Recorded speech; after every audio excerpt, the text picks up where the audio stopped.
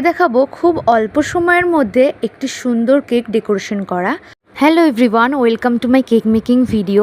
তোমরা সবাই কেমন আছো? আশা করছি তোমরা সবাই খুব ভালো আছো। তো আমি প্রথমেই কেকটি ক্রাম কোট করে ফ্রিজে সেট হতে দিয়েছিলাম। এরপরে আমি ফাইনাল ক্রিম দিয়ে নিচ্ছি। এখানে আমি হোয়াইট কালারের ক্রিম দিয়ে পুরো কেকটি কভার করে নেব। আমি কিভাবে এত কম সময়ের মধ্যে কেকটি ডেকোরেশন করেছি পুরো ভিডিওটা দেখো, তাহলেই বুঝতে পারবে স্কিপ না করে।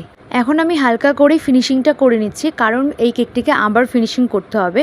তো এখানে দেখো আমি 1 ড্রপের মতো কালার ইউজ করেছি, একদমই কম কালার ইউজ করেছি। যারা একদমই কম কালার পছন্দ করো তারা এইভাবে একবার ট্রাই করতে পারো।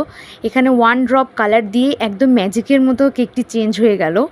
আমি পার্সোনালি খুবই হালকা কালার পছন্দ করি, আর যারা আমাকে একটু ডিপ কালারের মধ্যে যেতে বলে তো আমি প্রথমেই হোয়াইট ক্রিম দিয়ে কভার করে নেওয়ার পর খুবই পাতলা একটি লেয়ার আমি ডার্ক ক্রিম বা ডার্ক কালার ইউজ করি। এভাবে